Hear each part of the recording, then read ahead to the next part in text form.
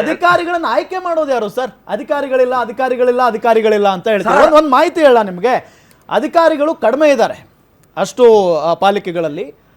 50ರಿಂದ 60 ಜನ ಸತ್ತೋಗಿದ್ದಾರೆ ಸರ್. ಸರ್ಕಾರಿ ಯಾವ ಕಚೇರಿಯಲ್ಲಾದ್ರೂ ಹೋಗಿ ಯಾರಾದ್ರೂ ನೋಡಿ ಜನಗಣತಿಯಲ್ಲಿದ್ದೀವಿ ಅಂತಾರೆ. ತಿರ್ಗಾ ಚುನಾವಣೆಗೂ ಹಾಕೊಂಡು ಜನ ಎಲ್ಲಿಂದ ತರೋಣ ಹೇಳಿ? ನೀವೇ ಪರಿಹಾರ ಕೊಡಿ ಹೋಗ್ಲಿ. ಎಲ್ಲಿಂದ ತರೋಣ? ಯಾರು ಸರ್? ಅದನ್ನು ಒಂದು ಪ್ರೈವೇಟ್ ಏಜೆನ್ಸಿ ಕೊಟ್ಬಿಡಿ ಮಾಡ್ತಾರೆ. ಇವರೆಲ್ಲ ಖಾಸಗಿ ಇವ್ರು ಮಾಡ್ತಾ ಇದಾರಲ್ಲ. ಚಾಂದ್ ಪಾಷಾ ಸರ್ ಅಧಿಕಾರಿಗಳಿಲ್ಲ ಅಂತೀರಿ, ನೇಮಕ ಮಾಡ್ಕೊಳ್ಳೋದು ಯಾರು? ನೀವೇ ತಾನೇ, ಸರ್ಕಾರನೇ ಅಲ್ವಾ ಸರ್? ಒಂದು ಕಡೆ ಚುನಾವಣೆ ನಡೆಸಿ ಅಂತೀರಿ, ಒಂದ್ ಕಡೆ ನೇಮಕಾತಿ ಏನ್ ದಿನ ಬೆಳಗ್ಗೆ ಕಣ್ಣು ಮುಚ್ಚಿ ಕಣ್ತಿರದ ನೇಮಕಾತಿ ಮಾಡ್ಕೊಂಡ್ಬಿಡ್ತಾರ ಸರ್? 3 ವರ್ಷ ಆಯ್ತಲ್ಲ ಸರ್. 14 ವರ್ಷದಿಂದ ಅಧಿಕಾರನೇ ಮುಗಿದೋಗುತ್ತೆ. ನೀವು ವರ್ಷಕ್ಕೆ 2 ಕೋಟಿ ಉದ್ಯೋಗ ಕೊಡ್ತೀವಿ ಅಂತ 14 ವರ್ಷದಿಂದ ಇವರೇ ಕೊಟ್ಟಿಲ್ಲ. ನಾವು ರಾಜ್ಯ ಸರ್ಕಾರ ಕೇಳಿದಾಗ ಅವ್ರಿಗೆ ಹೇಳ್ತೀರಿ, ಅವ್ರನ್ನ ಕೇಳಿದಾಗ ನಿಮ್ಮ ಮೇಲೆ ಹೇಳ್ತಾರೆ. ಜನ ಬಹಳಷ್ಟು ಉದ್ಯೋಗ ಕೊಟ್ಟಿದ್ದೀವಿ, ಎಲ್ಲಾ ಇಲಾಖೆ ಕೊಟ್ಟಿದ್ದೀವಿ ಬ್ರದರ್. ಈಗ ನೋಡಿ ಆಯ್ತು, ನೀವು 2,90,000 ವರ್ಷ ಆಯ್ತು ಅಲ್ವಾ ನೀವು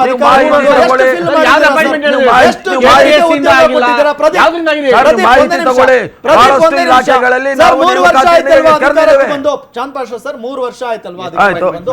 ಸ್ಪಷ್ಟವಾಗಿ ಹೇಳಿ, ಕನ್ನಡ ಜನತೆಗೆ ಎಷ್ಟು ಜನಕ್ಕೆ ನೀವು ಉದ್ಯೋಗ ಕೊಟ್ಟಿದ್ದೀರಿ? ನೀವು ನಮ್ಮನ್ನು ಕೇಳುವಂತ ಪ್ರಶ್ನೆ ಇವ್ರಿಗೂ ಕೇಳಬೇಕು, ಕೇಂದ್ರದವ್ರಿಗೂ ಕೇಳಬೇಕು. ಯಾವತ್ತು ಕೇಳಿ ಕೇಂದ್ರದವ್ರಿಗೂ ಕೇಳಬೇಕು. ಅವ್ರು ಕೊಟ್ಟಿರೋ ಬೇಡಿಕೆ ಅದ್ರ ಬಗ್ಗೆ ಯಾವತ್ತರ ಕೇಳಿದ್ದೀರಾ? ಎಲ್ರಿ ವರ್ಷಕ್ಕೆ 2,000 ಉದ್ಯೋಗ ಇದೆ, 2 ಕೋಟಿ ಉದ್ಯೋಗ ಅಂತ ಕೇಳ್ಬೇಕಲ್ವಾ? ಚಾಂದ್ ಪಾಷಾ ಸರ್, ನಾವು ಆಯ್ತು ಯಾಕಂತ ಹೇಳ್ತೀನಿ ಕೇಳಿ. ಆಯ್ತು ಕೇಳ್ತೀವಿ. ಎಂತ ಭಾರ ಹೊಂದಿದ್ದೀವಿ ಅಂದ್ರೆ, ಕರ್ನಾಟಕ ಜನರಿಗೆ ನಾವು ನುಡಿದಂತೆ 5 ಗ್ಯಾರಂಟಿಗಳ ಖರ್ಚನ್ನು ಕೂಡ ನಾವು ಹೊತ್ಕೊಂಡಿದ್ದೀವಿ. ಇವರಂಗೆ ಏನೋ ಪಂಚ ಗ್ಯಾರಂಟಿಗಳ ಯೋಜನೆ ಕರ್ನಾಟಕದ ಜನರಿಗೆ ನುಡಿದಂತೆ ನಡೆದಿದ್ದೇವೆ. ನೀವು ಉತ್ತರ ಕೊಡ್ಬೇಕು ಅಂತಾನೆ ನಾನು ನಿಮ್ಗೆ ಉತ್ತರ ಕೇಳಬೇಕು. ನಾನು ಅದಕ್ಕೆ ನೀವು ಸುಳ್ಳು ಹೇಳಿದ್ರೆ ನಾನು ನಿಮ್ಗೆ ನಿಮ್ಮನ್ನ ಸರಿಪಡಿಸ್ಬೇಕು ಅಂತ. ಆಯ್ತಾ? ಇಷ್ಟೆಲ್ಲಾ ಇದ್ದು ನಾವು ರಾಜ್ಯದ ಅಭಿವೃದ್ಧಿನೂ ಮಾಡಿಕೊಂಡು ಈ ಬೆಂಗಳೂರಂತ ಗ್ಯಾರಂಟಿಗಳನ್ನ ಕೊಡಿ ಅಂತ ಜನ ಕೇಳಿದ್ರ ನಿಮ್ಗೆ? ಸರ್, ನಾವೇನು ಇವರಂಗೆ ಕೊರೋನಾದಲ್ಲಿ ದುಡ್ಡು ಗಿಟ್ಟು ಹೊಡ್ಕೊಂಡು ಹೋದ್ವಲ್ಲ, ಜನರ ದುಡ್ಡು ಜನರಿಗಾಗಿ. ಕುಡಿಯೋ ನೀರು ಸಿಗ್ತಾ ಇಲ್ಲ ಕೇಳಿ, ಸೂರಿಲ್ಲ ಅಂತ ಕೇಳಿ, ಇವ್ರಿಗೆ ಗ್ಯಾರಂಟಿ ಕೊಡಬಾರ್ದ ಕೇಳಿ. ಗ್ಯಾರಂಟಿ ಕೊಟ್ಟಿದ್ದೆ ತಪ್ಪ ಕೇಳಿ. ಗ್ಯಾರಂಟಿ ಕೊಟ್ಟಿದ್ದೆ ಸಾಧನೆ ಅಂತ ನೀವು ಹೇಳ್ತಾ ಇದ್ದೀರಿ. ಕುಡಿಯೋ ನೀರಿಲ್ಲ ಅಂತ ಜನ ಒದ್ದಾಡ್ತಾ ಇದ್ದಾರೆ ಸರ್ ರಾಜ್ಯದಲ್ಲಿ. ಇದ್ರ ಬಗ್ಗೆ ಗೊತ್ತಾ ನಿಮಗೆ? ಸರ್, ನಾವು ಕೂಡ ತಿಳ್ಕೊಂಡಿದೀವಿ. ನಿಮಗೆ ಯಾವ ಕಡೆಯಿಂದ ಮಾಹಿತಿ ಕುಡಿಯೋ ನೀರಿಲ್ಲ ಅಂತ ಬಂದಿದ್ದೀವಿ ನನಗೆ ಗೊತ್ತಿಲ್ಲ. ನಮ್ಮ ಕೆಲಸನೇ ಅದು. ಎಲ್ಲಿ ಜನರಿಗೆ ಸಮಸ್ಯೆ ಅಂತ ಯಾದಗಿರಿ ಇವತ್ತಿನ ಈಗಲೇ 5 ಗಂಟೆ ನ್ಯೂಸ್ ಮಾಡಿದೆ ನಾನು. ಯಾದಗಿರಿ ಸುದ್ದಿ ಬಂತು ಸರ್, ಊರಲ್ಲಿ ನೀರಿಲ್ಲ ಸರ್ ಕುಡಿಯೋದಕ್ಕೆ. ಹೋಗಿ ಕೊಳವೆ ಬಾವಿಲಿ ನೀರು ತಗೊಂಡ್ ಬರ್ತಾರೆ, 1-2 ಕಿಲೋಮೀಟರ್ ನಡ್ಕೊಂಡು. ಯಾದಗಿರಿಯಲ್ಲಿ ಮೊದಲ ಪರಿಸ್ಥಿತಿ ಏನಿದೆ? ಇವಾಗ ಪರಿಸ್ಥಿತಿ ಅಲ್ಲಿ ಗಂಗಾ ಜಲ ಹರಿತಾ ಇತ್ತಾ ಸರ್? ನೀವು ಸರ್ಕಾರದಲ್ಲಿ ಯಾವಾಗಲೂ ಸದಾ ಹರಿತಾ ಇತ್ತಾ ಸರ್? ನೀವೆಲ್ಲ ಮಾಡ್ಬಿಟ್ಟಿದ್ದೀರಿ ಅಂತಂದ್ರೆ ಯಾಕೆ ಇವ್ರ ಕಾಲದಲ್ಲಿ ಗಂಗಾ ಜಲ ಹರಿತಾ ಇತ್ತಾ ಯಾದಗಿರಿಯಲ್ಲಿ? ಅವ್ರ ಕಾಲಕ್ಕೆ ಹೋಗ್ಬಿಡಿ ಸರ್. ಇಲ್ಲ ಬೇಕಲ್ಲ, ಬರೀ ನೀವು ನಮ್ಮನ್ನೇ ಬೆರಳು ತೋರ್ಸೋದಲ್ಲ ಸರ್. ನಾವು ಪ್ರಾಮಾಣಿಕವಾಗಿ ನಾವೇನ್ ಮಾಡ್ಬೇಕು ಮಾಡಿದೀವಿ, ಮಾಡ್ತಾ ಇದ್ದೀವಿ. ನೋಡಿ ಸರ್, ನಿಮಗೆ ಮಾಡಿದೀವಿ, ಮಾಡ್ತಾ ಇದ್ದೀವಿ. ನೋಡಿ ಸಬ್ಜೆಕ್ಟ್ ಬೇರೆ, ನೀವು ಮಾಡಿಲ್ವಾ? ನಿಮ್ದು ಇವತ್ತು ಇರೋದು ಮಾಡಿ ಸಿಂಪಲ್ ಆಗಿ ಹೇಳ್ತಾ ಇದ್ದೀನಿ. ಎಲ್ಲವನ್ನ ಭಾರ ಹೊತ್ತಿದ್ದೀವಿ ಜನರಿಗೋಸ್ಕರ, ಎಲ್ಲವನ್ನ ಭಾರ ಹೊತ್ತಿದ್ದೀವಿ. ಇವ್ರ ತರ ನಾವು ಬಿಡಿ ಹೋಗ್ಲಿ. ಈಗ ಹೇಳಿ ಸರ್, ಈಗ ಮಾತಾಡಿದ್ರು ಅವರು. ನಾವು ಸ್ಥಳೀಯ ವಿಚಾರವಾಗಿ ಮಾತಾಡಕ್ ಬಂದಿದ್ದೀವಿ. ಮೈಯಲ್ಲಾಗ್ದವ್ರು ಕೈಯೆಲ್ಲ ಪರ್ಚ್ಕೊಂಡ್ರು ಅನ್ನೋ ರೀತಿಲಿ ಕೂಗಾಡಕ್ ಬಂದಿಲ್ಲ.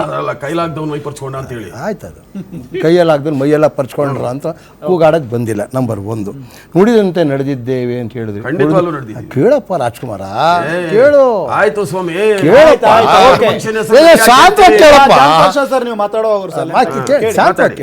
ನುಡಿದಂತೆ ನಡೆದಿದ್ದೀವಿ. ನುಡಿದಂತೆ ನಡೆದಿದ್ದೇನು? ಇದ್ದು ದುಡ್ಡನ್ನೆಲ್ಲ ಜನರಿಗಾಗಿ ಜನರಿಗೆ ಕೊಟ್ರು. ಮತ್ತು ಇನ್ನೊಂದು ನುಡಿದಂತೆ ನಡೆದಿದ್ರಲ್ಲ ಅಧಿಕಾರ ಹಂಚಿಕೆಯಲ್ಲಿ, ಯಾರು ನುಡಿದಿದ್ದಾರೆ, ಯಾರು ನಡೆದಿದ್ದಾರೆ, ಯಾರು ನುಡಿದಂತೆ ನಡ್ಕೊಂತ ಇದಾರೆ ಅಂತ ಹೇಳಕ್ಕೆ ಒಬ್ರು ಬೇಕಲ್ಲ. ನಾವು ಅದನ್ನೇ ಕೇಳ್ತಿರೋದು. ಯಾರ್ದೋ ದುಡ್ಡು ಎಲ್ಲಮ್ಮನ ಜಾತ್ರೆ ಅಂತ ನುಡಿದಂತೆ ನಡೆದಿದ್ದೀವಿ ಅಂತ ಹಂಚ್ಬಿಟ್ರಿ. ಯಾರು ನುಡಿದಿದ್ರೆ 2.5 ವರ್ಷ ಅಂತ ಯಾರು ಹೇಳ್ರಿ? ಅದಂಗೆ ನಡ್ಕೊಳ್ಳಿ. ಯಾಕೆಂದ್ರೆ ನೀವು ಬಿಟ್ಕೊಡ ಅದು ನಿಮ್ಮ ಪಕ್ಷದಲ್ಲಿ ಬಿಟ್ಕೊಡ್ಬೇಕಾ ಅಧಿಕಾರ ಅವಾಗ ಹೊಟ್ಟೆಯಲ್ಲಿ ಮೆಣಸಿನಕಾಯಿ ಹಾಕ್ದಂಗೆ ಅಲ್ಲ ನೀವು ನನಗೆ ಕೇಳ್ತಾ ಇದ್ದಾರೆ ತೆರಕಡೆ ಹೌದು ಕೇಳ್ತಾ ಇದ್ದೀನಿ ನೋಡಿದಂತ ನಾವು ಅಲ್ಲಿ ಜನರಿಗೆ ನಡ್ಕೊಂಡ್ಬಿಟ್ರು ಯಾರ್ದೋ ದುಡ್ಡು ಹೇಳ್ಕೊಂಡಿದ್ದು ನಾವು ಜನರಿಗೆ ಕೊಟ್ಟಿದ್ದೇವೆ ಕೊರೋನಾದಲ್ಲಿ ನೀವು ಮಾಡಿದ್ದೇನು ಔಷಧಿ ದುಡ್ಡು ಹೊಡೆದ್ರಿ ಜನರ ದುಡ್ಡು ಬೆಂಗಳೂರಲ್ಲಿ ದುಡ್ಡು ಹೊಡೆದ್ರಿ ಅದು ಅಧಿಕಾರ ಬಿಟ್ಕೊಂಡು ನಾವು ಅದನ್ನ ನೋಡಿದಂತೆ ಮಾಡಿಲ್ಲ ನಡಿಬೇಕು ಸ್ವಾಮಿ. ಅಂತಿಲ್ವಾ? ನಾವು ಅದನ್ನ ಮಾಡಿಲ್ಲ ನಿಮಗೆ ಸ್ವಾಮಿ. comment ಇಲ್ವಾ? ನಿಮಗೆ ನಿಮಗೆ ಯಾಕೆ ಜ್ಞಾಪಕ ಇಲ್ವಾ? ನೀವು ಸತ್ಯ ಯಾರು ಮಾಡ್ಬೇಕು ಅಂತ ಆಗಿಲ್ಲ. ಹೇಳ್ಬೇಕಂತಿಲ್ವಾ? ಸತ್ಯ ಕೇಳೋಷ್ಟು ತಾಳ್ಮೆನೂ ಇಲ್ವಾ? ನಿಲ್ವಲ್ರಿ ಕೊರೋನಾದಲ್ಲಿ ಏನ್ ಯಾರು ನಡೆದ್ರಿ? ನುಡಿದಂತೆ ನಡೆದ್ರು ಯಾವ್ಯಾವ ದುಡ್ಡು ನುಡಿದಂತೆ ಹೊಡೆದ್ರಿ? ನಡ್ಕೊತಾ ಇದ್ದೀರಾ? ಅಯ್ಯೋ. ಸರ್ಕಾರದ ದುಡ್ಡು ನಡೆದಿದ್ದೇವೆ ಏ, ಸರ್ಕಾರದ ನಾವು ದುಡ್ಡು. ನಿಯತ್ತಾಗಿದ್ದೀವಿ. ಸರ್ಕಾರ ಅಂದ್ರೆ ನಿಯತ್ತು ಜನ. ತೋರಿಸಿ. ಸರ್ಕಾರ ಅಂದ್ರೆ ನೀವು ಸರ್ಕಾರದಲ್ಲಿ ಜನ. ನಿಯತ್ತು ಜನರ ತೋರಿಸಿ. ದುಡ್ಡು ಜನರಿಗಾಗಿ. ಸರ್ಕಾರದಲ್ಲಿ ತೋರಿಸಿ ನೋಡ್ರಿ, ನಿಯತ್ತು. ನಮ್ಮ ಸರ್ಕಾರ ದಿನ ಬೆಳಗ್ಗೆ ನಮಗಾಗಿ ಅಲ್ಲ, ಇವರು ಜನರಿಗಾಗಿ. ಮಾನ್ಯ ನಿಮ್ಮ ದಂಡಯಾತ್ರೆ ಸರ್ಕಾರ ನಿಮಗಾಗಿ, ನಿಮ್ಮ ಕೇಳ್ರಿ ಸ್ನೇಹಿತರಿಗಾಗಿ. ಡಿ ಕೆ ಶಿವಕುಮಾರ್ ಅವರು ಉಪಮುಖ್ಯಮಂತ್ರಿ ತಿರ್ಗಾ ಯಾಕೆ ಡಿ ಕೆ ಶಿವಕುಮಾರ್ ಅವರು, ಸಿದ್ದರಾಮಯ್ಯ ಅವರು ಗಂಡು ಬಂಡೆ ತರ ಕೂತ್ಕೊಂಡವ್ರೆ ನಿಮಗೆ ನಿದ್ದೆ ಬರೋದಿಲ್ರಿ, ಸಿದ್ದರಾಮಯ್ಯ ಅಯ್ಯೋ ಡಿ ಕೆ ನಿಮ್ಮ ಆಡಳಿತ ನೋಡಿದ್ರೆ ಜನ ಎಲ್ಲ ಇವಾಗ ಹೇಳ್ತಿದ್ರಲ್ಲ ಅಲ್ರಿ. ಸದ್ಯಕ್ಕೆ ಇವಾಗ ಯಾವ್ದು ಓದ್ತದಪ್ಪ ಸಾಕಪ್ಪ ಇವ್ರ ನೋಡ್ರಿ, ಅವ್ರಿಬ್ರು ಇಲ್ಲ ಅಂದ್ರೆ ನಿಮ್ಮ ಹತ್ರ ವಿಷಯನೇ ಇಲ್ಲ ಕಣ್ರಿ. ಒಂದ್ ನಿಮಿಷ ಸರ್ ಈಗ ಸ್ಥಳೀಯ ಚುನಾವಣೆಗಳು ಇವರು ಹೇಳಿದ್ರಲ್ಲ ನೋಡಿ ಸರ್ ಅಧಿಕಾರ ವಿಕೇಂದ್ರೀಕರಣ ಮಾಡೋಕ್ಕಾಗಲ್ಲ ಒಂದೇ ನಗರ ಪಾಲಿಕೆಯಿಂದ ಅಧಿಕಾರ ಸುಭದ್ರವಾದ ಸ್ವಚ್ಛವಾಗಿ ಸುಲಲಿತ ಮಾಡೋಕ್ಕಾಗಲ್ಲ ಅಂತ ಐದು ನಗರ ಪಾಲಿಕೆ ಮಾಡಿದ್ದೆ ವಿನಃ ಇನ್ನು ಯಾವುದೇ ಕ್ಷೇತ್ರಗಳು ಸೇರಿಸ್ಕೊಂಡಿಲ್ಲ. ಹಿಂದೆ ನಾವು BMP ಇದ್ದಾಗ BBMP ಮಾಡಿದ್ದು 110 ಹಳ್ಳಿಗಳನ್ನ ಸೇರಿಸಿಕೊಂಡು ಬೃಹತ್ ಬೆಂಗಳೂರು ಮಹಾನಗರ ಪಾಲಿಕೆ ಮಾಡಿದ್ದು 1996ರಲ್ಲಿ BMP ಆಗಿದ್ದು. ಅದಕ್ಕೆ ಮೊದಲು ನಗರ ಸಭೆ ಇದ್ದಿದ್ದು ಗೊತ್ತಾ 99 ಸೀಟ್ ಇದೆಯಾ? ಅದೇನೆ ಆಮೇಲೆ 200 ಆಯ್ತು. 99 ಇದ್ದಿದ್ದು ಯಾವಾಗ ಬ್ರದರ್? 96ರಲ್ಲಿ 100 ಆಗಿದ್ದು.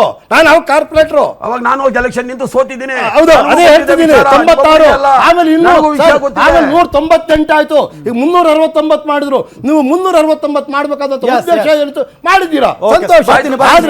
ಆದ್ರೆ ಚುನಾವಣೆಗಳನ್ನು ಮುಂದೂಡಲು ನಿಮ್ಮ ಸಕಾರಣಗಳೇ ಅದು ಕಾರಣ ಅಲ್ಲ, ಆಗ್ಬಾರ್ದು. ಎಸ್ ಇಟ್ಲಾಳ್ ಸರ್ ಸಾರ್ವಜನಿಕರ ಶಕ್ತಿಯನ್ನು ಗಮನಿಸಿ ಮಾಡಿ. ಸರ್ ಬಂದೆ ಚಾಂದ್ ಪಾಷಾ ಸರ್ ಇಷ್ಟೊತ್ತು ಮಾತಾಡಿದ್ರಿ ಒಂದೇ ನಿಮಿಷ.